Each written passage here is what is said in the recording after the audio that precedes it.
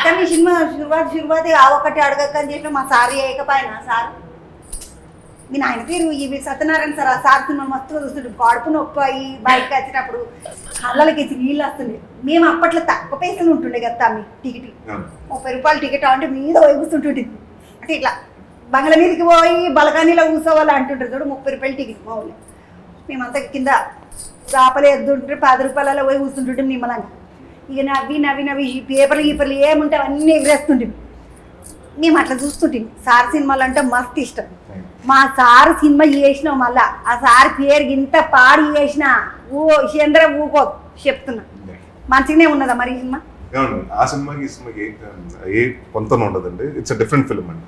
ఇది టోటల్గా టైటిల్ వరకే తీసుకుంటే జరిగిందండి. ఆ సినిమాకి ఈ సినిమాకి ఎటువంటి తాలూకా సంబంధం ఉండదు.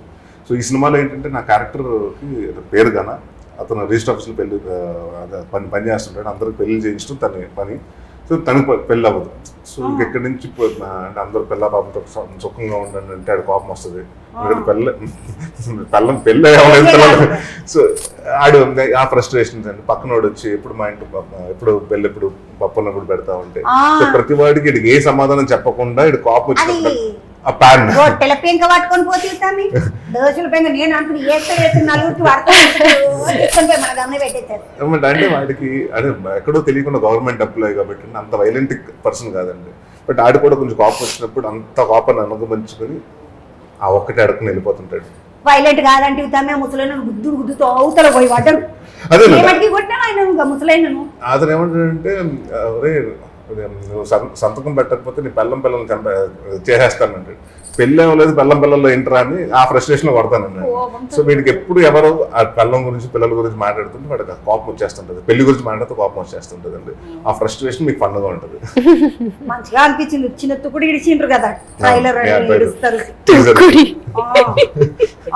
తుకుడనే కదా మొత్తం ఇంత 2 నిమిషాలు ఏమో ఇడిచిండ్రు మొత్తం అంతా తుకుడలని మంచిగా అనిపించింది. నాకు అడుగుదాం అనిపించింది మీ ఇద్దరు ఇంత పొడుగుంటారు కదా బాగానే పొడుగుంటారు. ఈ పిల్లకి చిన్న పొడుగుండు మంచిగా దొరికింది సార్ నీకు పొడుగు కదా కదా నిమ్మలంగా ఈ సినిమాలో పొడుగు హీరో దొరికింది నీకు మంచిదే. ఇట్లా పొడుగు ఉన్నోళ్ళని చూసుకుంటే చేసుకుంటావు. అవును కదా మీ అడ్వైస్ నేను సీరియస్ గా తీసుకుంటానండి. మంచిది. ఇప్పుడు మళ్ళీ మీకు ఏమైనా చెప్తే మళ్ళీ ఇది మార్చిన అది మార్చిన ఇప్పుడు నువ్వు మంచిగా ఉన్నావా? మంచిగా ఉన్నానండి. ఇప్పుడు మీరు ఏ ఊరు? హైదరాబాదే.